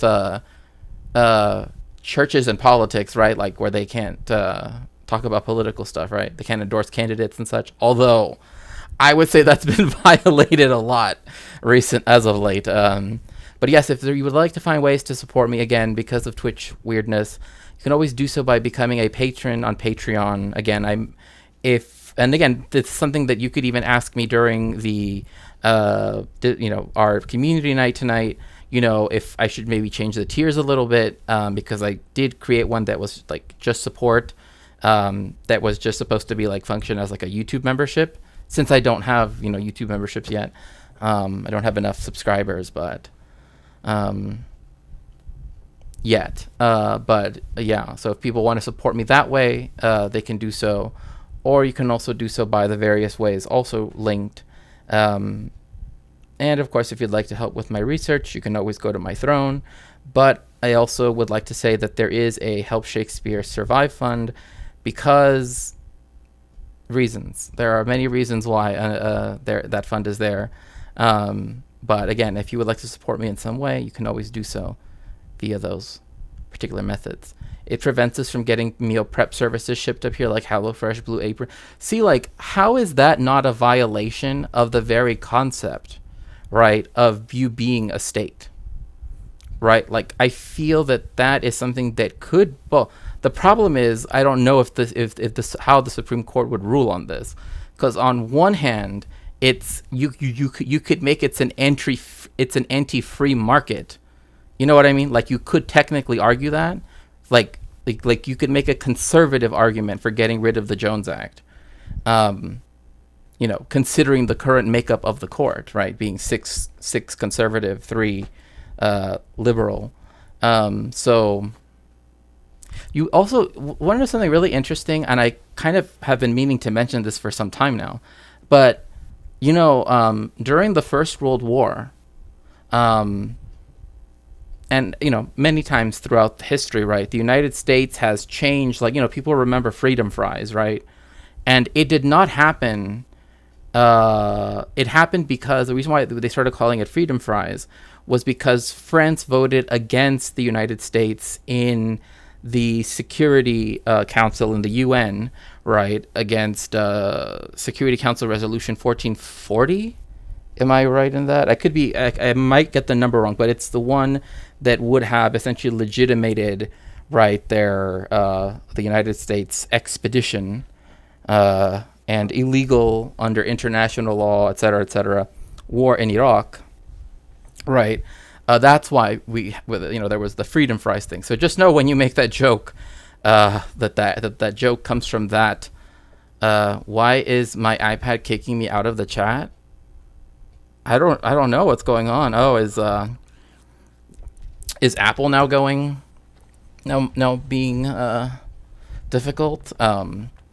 But anyway, one of the things that has changed, right, in response to a war that has stuck, I mean, literally has stuck till this day, is hot dogs. I'm not even joking. Hot dogs was to replace Frankfurter, right? Like to replace, that term, right? A Frankfurter, right? In terms of a hot dog, right? Like, but it was during World War One, and it came at a time when that type of that food became rather popular, and now they could sell it, and that term hot dog, right, is literally a way. It was literally a oh, we can't have it associated with Germany anymore, right? But it just stuck on. To the point where, I kid you not, I've seen a cart. Yeah, no, I know. Hello, Sasha. So good to see you. But yes, so hot dog is the euphemism that was supposed to replace Frankfurter because, again, during the First World War, it was very anti-German, etc. So yeah, so we have freedom fries and we have hot dogs. Freedom fries didn't stay. Hot dog did stay. And what I was going to say is there is a place in Mexico City, not far, I think, from this taco place. It's 7 blocks away, I want to say. I could be wrong, though, because I think they might have moved it around now. But it used to actually say perros calientes. Literally translated out, hot dogs. If Mexico is an instrument, it's a string one. I mean, I definitely see that. Your neighborly sheet poster.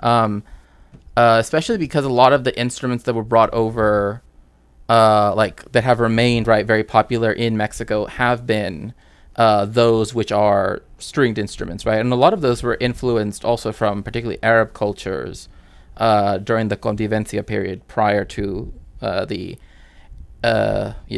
various time periods of the Reconquista, so you have a lot of that.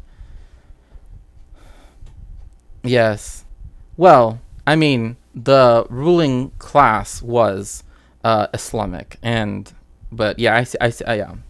And in fact, that's actually why, why outside of Madrid there's a town called it's called Guadalajara, and it's very, very, very it's from Arabic. It's Wadi al Khaira, if I remember correctly. I could be pronouncing that wrong. If I did, please correct me. But it means the stream of a rocky a rocky stream, right? And because the guy that founded the town of Guadalajara in Mexico was from Guadalajara in Spain, they kept that name. So we have an Arabic city, and an Arabic named city and also California too. It literally means the land of the caliph, right? California, right? That's what it was meant to. I associate it with brass instruments, but Mexico, yeah, that's true. In Chile, we call them hot dogs too, except we put mashed avocado and tomatoes over them. We call them completos. There are a lot of old buildings designed like mosques. In Mexico, because we had a lot of Lebanese, particularly Christian immigration. Immigration from the Ottoman Empire, but especially a lot of Lebanese immigration. There are lots of kiosks around Mexico City. One of them, I couldn't find a nice picture of. Oh no, I know that you mean Spain, right?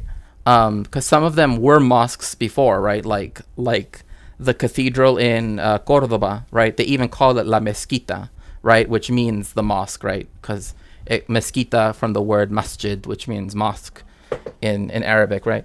But a lot of that architecture, you can also find it in Mexico too, just because of when it was initially colonized. Was very close. It actually was before the Moriscos were expelled, so you still had that influence still there in Spain itself. So it was called Al-Andalus. Now I know how to call that period. Yes, it was called Al-Andalus, and it was called that, interestingly enough, because of the Germanic tribes that lived in that area. Andalusia is literally the land of the Vandals, right? Which were a Germanic tribe, right? Which means that they were they spoke a Germanic language. It says nothing about what they look like. It doesn't mean, blah, blah, blah, all typical stuff. But that is why it's called Al-Andalus. Yeah, the Vandals. But Spain was also had like the Visigoths, the Suebi, all of these different. And then Italy got the Ostrogoths, etc., etc. So, and then in Ukraine, in Crimea, you had just the Goths. So, yeah. Do y'all have banjos in Mexico? Yes, I've seen banjos, but they're usually associated with Veracruz. I told you about that area that's like our Caribbean, even though it's kind of like a little bit further away, just because of the accident of geography, but is the most connected city to the Caribbean. In fact, one of my favorite singers, Toña, and her full name is Toña La Negra. That's literally her name. Right, and but she was called that because of the fact that she is black. So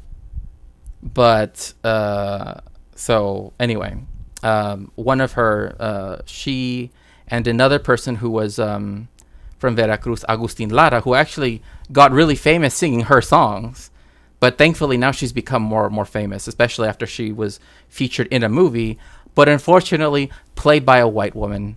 By a white Mexican woman. So, there's a problem with that. I had a huge problem with that, but anyway, those goths probably shopping at Hot Topic, probably. Yeah, so like in Mexico you don't really get you can get hot dogs. That's not a problem. But there are some that are quote unquote iconic because they're like bright red. They're not spicy. Right? If you told me this is Spain, I wouldn't believe you. Your neighborly sheet poster. You can't post links in chat, but if you join the Discord, you can put it there so I can see it. In Mexico, they will put like cebollas. They will put onions, chopped tomatoes, the jalapenos, the ones that are pickled, and like that, and that's usually how people will eat hot dogs. And sometimes people like to wrap it with bacon. Do I have to? Lazy? We are gonna have a community night after this, so if you want to keep chatting about the stuff, I would recommend that. But yes, and also yes, if you would like to. Let's see here. Well, it's Coptic, but why does it have a chet? Gechet tit iainin? No. Gothinal? Right, is that what you're trying to say? Gothinal? Or am I just completely getting it completely wrong? Oh, or is that supposed to be in the Gothic script? What people have constructed as being the Gothic for Goths. Yeah. Yes. Okay. I understand now. Yeah. Sorry. At first, I also thought it was Coptic, which is why I was trying to read it like Coptic. But yes, I understand now. Yeah. It's interesting too because let me switch over since we're already gonna have our. When it comes to Proto-Germanic and stuff like that, and it's very good to see you, DJ. By the way, we're gonna have our community night right after this. But Gothing us. Rarely get to bust out my Gothic skills. No, that's awesome. I feel the same way because quite often I don't get to bring out my quote unquote Anglo-Saxon skills. Because I haven't really had to translate stuff from Anglo-Saxon as of late, or technically Old English. But if I say Old English, people think Shakespearean English, and that's not. Holocaust studies. Well, yes, I am a genocide and Holocaust studies scholar, but I am along with the fact that I'm a cultural historian. My areas of expertise are Jewish history and Latin American history. So, but yes. It's the reason why, I was discussing a UN report earlier, but But yes, if you'd like to help my research, you can always do so going to my throne. There is a book here that's really cool that's talking about the state repression of Mexico against its citizens in 1968, also known as the Tlatelolco Massacre. Again, kind of like you said, it's not necessarily cheeriest. I used to mix them up because Coptic script does look yeah, like on my screen, it looks almost exactly like Coptic, especially the A.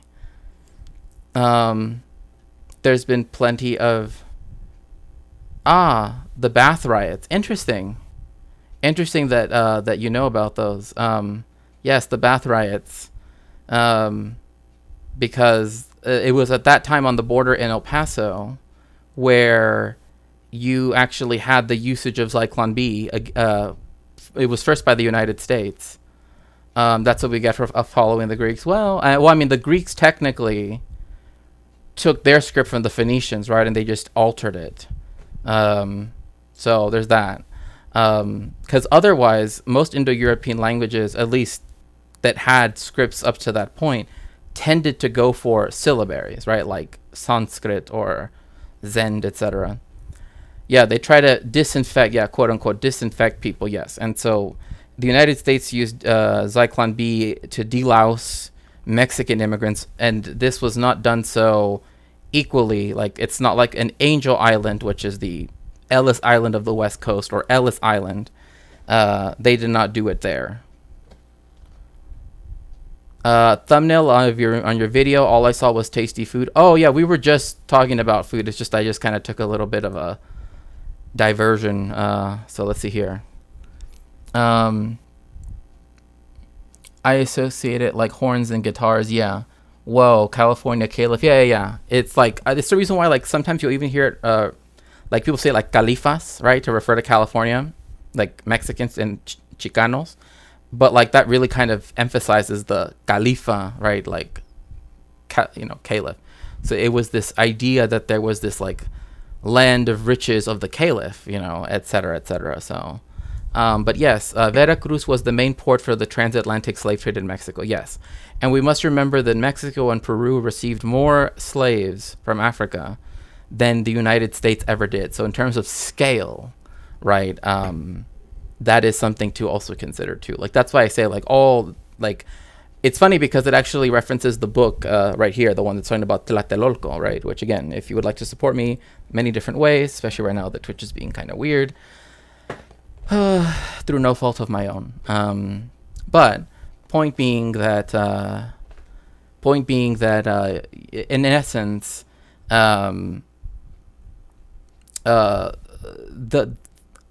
these areas were like Veracruz is one of the few places in Mexico where you can actually have plantation agriculture. In the rest of Mexico, it's almost impossible, well nigh impossible. But in that state, it's like there is just like a thin plain that exists like between the foothills of what becomes the mountains where Mexico City and all the other colonial cities are, and the Gulf of Mexico. But it's always had that connection with the Caribbean precisely because it was the central port. And in fact, if you go to Veracruz and you see the sort of like Puerta al Mar, as they often will call it, it was built by slaves as they arrived. Like, as soon as the earlier waves arrived, they were immediately used, right, and employed, so to speak, to build the mooring docks, I guess, for the other ships, so that way they would have it easier. So a lot of the old colonial buildings there are again were built in that manner. Same thing with like the fortress that when Mexico first declared independence, the Spanish actually did kind of try to pull a Taiwan. I mean, that's the best way how I could. I'm just calling it. I'm just using that term, rather broadly here. But they essentially went to this one fortress that is now encased somewhat by the port of Veracruz, but before was kind of like out, kind of off on a little island. So the Spanish, when the revolution, essentially independent war, made it so that they essentially had to consolidate and like leave, they stayed in this fortress and claimed all of Mexico still. Well, all of what was then, the northern part of Spanish America.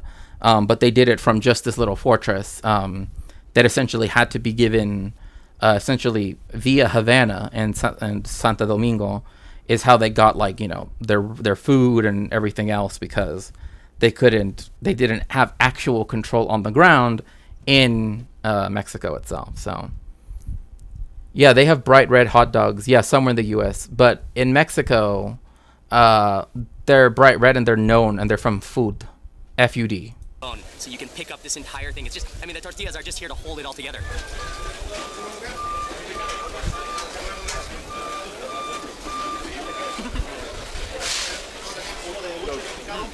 Tortilla is so soft. I think that the rib or tortilla, they have a little more flavor because of the bone. And yeah, that's what I get told all the time, that like, yes, and it's true, it's why like there's a carnicero in the neighborhood that my parents live in Mexico City, that well, actually no, it's not in the neighborhood they live in now.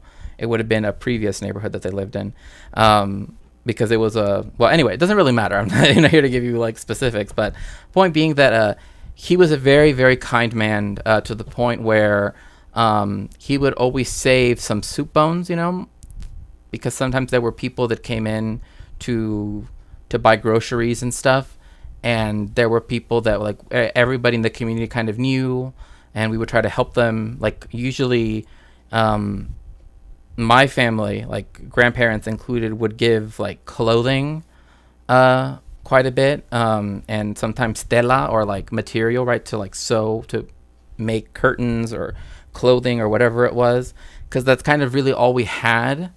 And they also kind of didn't like to take money as well. Like that was like one of their things of pride, I suppose, like that they didn't want to just outright take money, but people would give them like things in kind, so to speak. So one of the things that the carnicero, that he would do, was that when he would see that the mother, the matriarch of the family, would be there shopping, and if she would get like a specific type of meat that they knew it was for caldo de res, right? And they had 6 kids, so it wasn't, that also makes it quite difficult.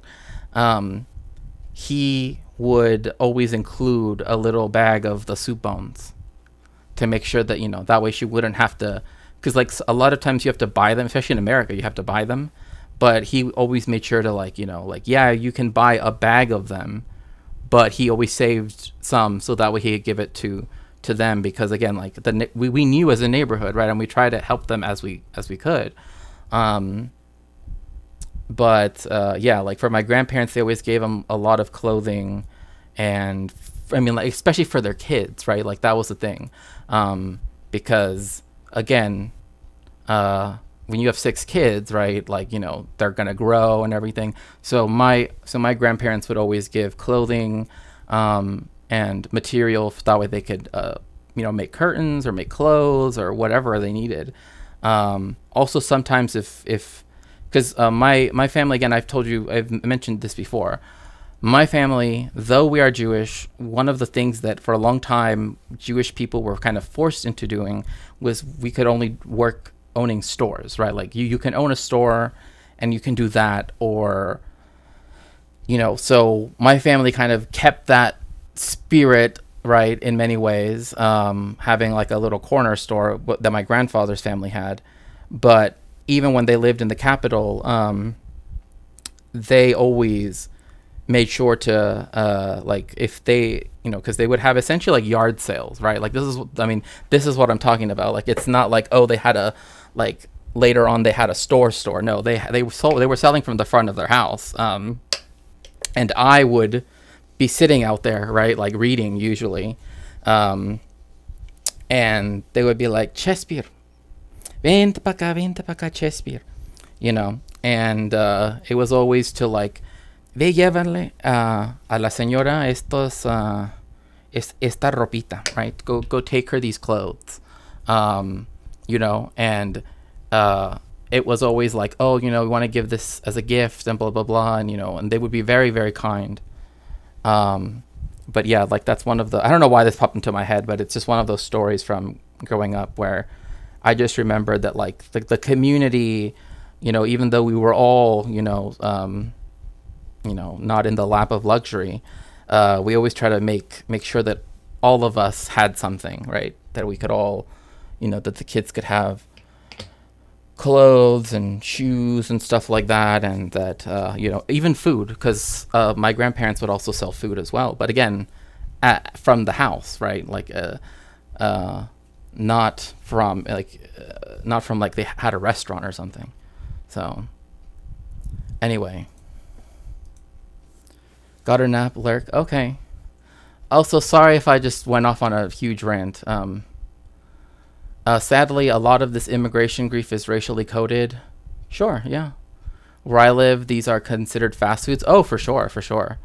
Gotta try making tortillas at some point. Oh, I like if you know how to use maicena, like once you get used to it and you get the little tortilla press, which you can get on Amazon, then it becomes rather like you start getting used to it, and then making several tortillas, like a batch of tortillas of so many tortillas, isn't that big of a hassle. And yes, please make sure. Yes, thank you so much for shouting out Arun. Was Arun here earlier? We live in Google's caliphate. If so, hello Arun. Californication. Oh yeah. Oh my gosh. I work at the Salvation Army. Sometimes I know they suck, but it's the only thing around me to organize for now. Anyways, there's a lot of Syrian and Ukrainian refugees in my area. I catch that come to the food bank talking, and the through line, those immigrants. Oh, I hate that. Oh, hello Arun. It's so nice to see you. Welcome in. I'm so glad that you're here. I apologize that I just went on a whole long rant. I didn't mean to just completely. We are rant heads. So I've been told. Gotta try making tortillas. Yeah, in fact, I actually remember there was at one point where my a family member of mine was like, do you know what a roti maker is? And me knowing that it's something from the subcontinent, I'm just like, oh, well, it's something, because they're like, oh, because, like they have this one that's like essentially would make tortillas really quickly. So, yes. Oh, yeah. Please make sure to follow not only Arun, but also the Jelly Like Jam and Boy Meets Mini. Welcome in, Boy Meets Mini. It's so nice to see you. I know I saw you earlier, but and that's how community is in India, especially among non-dominant groups of people. Exactly. Like, I know people want to make it seem like, oh, if you're Jewish, that must mean that you're, no. I mean, Claudia Scheinbaum's family is very lucky in terms of like their material success, but that's not the norm, right? It's a lot of it is a lot of dispossession, a lot of, again, because you kind of can't get things that can necessarily be transferred down generationally, right? So it just depends. It's part of the history of the anti-Semitic trope of, yeah, exactly. They were only allowed to do certain things during the time when banking was considered, usury. Although usually they have a U, it's two U's. But like even that word, like to use something or to abuse something, right? This is why a lot of the language around Jewish people and vis-a-vis money is always using the terms using and abusing, right? Because of that, because of the fact that it's in the word usury, right? But yes, it's like a blunt roller for food. Yeah, pretty much. But yeah, exactly. Like among the neighborhood that my parents and my grandparents lived in was a proletarian neighborhood. Like literally, it was through state programs, right? That like because they were, the government had decided to finally invest some into the infrastructure of the country instead of just lining their pockets. that, you know, some people were able to get like a house for the first time, and everybody that lives in that neighborhood, that was their home forevermore. Like, you really don't like in the United States, the idea of, oh, we're gonna get a starter house and then we're eventually gonna move out and blah blah blah. It's like that just does not happen. Like, you have a home, and that is usually your home forever. And usually it's multi-generational. But yes, like there, and even now in the neighborhood that my parents live in, it's always, I mean, you know, when I go to Mexico City, I live in, it's always about like, you know, what do other people need, other people are concerned about. Like, I mean, I literally get people ask about me, right? Like, oh, how is Shakespeare doing in California? Like, is she doing okay? Blah, blah, blah, right? And so, you know, and these are people that, again, just, you know, that we've gotten to know over long periods of time, right? That they live around us. And like, again, like when I think about Tijuana, I always think about my neighbors, that they were willing, even though they all had to work at a convenience store, and got paid very, like, essentially the minimum wage at the time, which hadn't risen since the 1990s. They were willing to not only ask my parents if like they wanted to take care of me. They said, we know that Shakespeare, right, when she comes home from school, she would be alone. We don't want her to be alone. We would rather she be with us so that way we can take care of her, right? And then also just the fact that they were willing to even, you know, again, were willing to, when they made their meal of the day, like their main meal, which was usually dinner, before, you know, everybody had to run out to go, well, different people had to run out to work different shifts, right? That they were willing to take me in, and they were willing to share the very little that they had with me, because they were concerned about me, right? As not just their neighbor, but also as, like, you know, part of the community. And there were times where, like, some of that food that comes to mind when I think about it, you know, it's sold for 30 cents at the Stater Brothers or Ralph's or wherever, or even at the Mexican stores here. But I just remember, like, sitting in their house, eating with them as a family, knowing that I was safe, you know, and like, now looking back at it, like, I remember, like, oh, that's, you know, sopa de fideo was, like, so good, you know what I mean? But, you know, again, that was kind of how things worked. Like, people, we didn't have, you know, all of this, whatever, but we cared for one another, you know. So but yeah, anyway, sorry, I didn't mean to go off on another rant. You know, roti is disproportionately popular in Jamaica for the Indo-Caribbean population of around 3%. Huh, that's interesting. I can make pretty decent North Indian style roti. Well, you know what? We're about to have an IRL community night at no, just joking. No, but yeah, no, I've like when like people were asking me about it because someone watched a TikTok and they talk about a roti maker, and they're like, oh, it's like a modern tortilla press, right? And I'm just like, hey, I mean, especially because some people wanted to make flour tortillas, which are not very... Oh, I'm so sorry to hear that, Estelle. Well, but it's okay. I understand. Like, I want you to feel better. And if you want to go off and, you know, go get some rest or whatever it might be, let me know if you need anything. I'm always here to help in any way I can. But yeah, I hope that you feel better soon. I'm so sorry that you feel so sick. But yeah, don't worry. I'm sure we can figure something out. A lot of my family harp on the idea how Jewish people got some kind of remuneration and black people didn't. This comes from an understandable resentment from people in power, but that's just the thing. It should be directed at the powerful, not Jewish people themselves. Uh,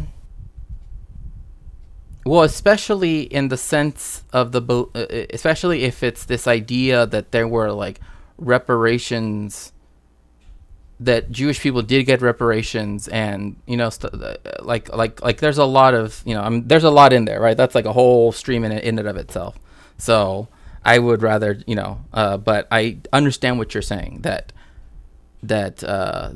instead that some people might, I guess, yeah, I don't want to misread what you're saying, but I do understand what you're trying to get at, that like the same thing with like the Cossacks and the Jewish people in what is now Ukraine, is that they would attack the Cossacks, instead attack the Jewish people, right? As opposed to the feudal lords that held them, in their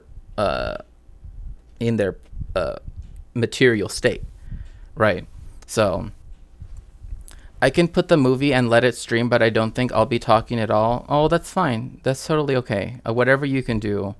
Again, if again, if you do feel too sick, and that's fine. Like, I'm sure someone else could also help. But but whatever you need, just let me know. They started selling these made-to-eat bags of chana masala and Bombay potatoes, and they're pretty cheap. That's all I've been eating for lunch and rice. Ooh, that actually sounds good. You've never tried roti? Hello, B-Cat. Welcome in, welcome in. It's so good to see you. Never tasted a roti. Okay, so since community night is about to begin, we are, of course, going to raid out on Twitch. And we are going to go say hello to our friend Peganox. Make sure to tell her hello, and that it's always nice to catch her streaming. And yeah, make sure to get in the machine so we could head on over. Thank you all for joining me. I truly appreciate it. I will see you all very soon. Yes, Peggy. Okay. And make sure to join the Discord, because we're going to have our community night right after this, okay? See you all soon. Oh, thank you. Thank you all for being here. Okay.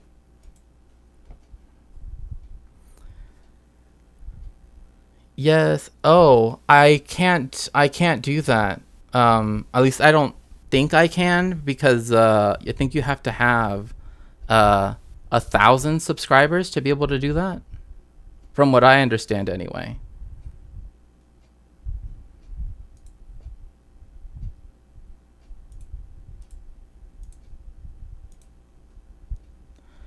But if you want to drop a link, or do you know how to raid? I don't know how to. I have to admit, I do not know how to.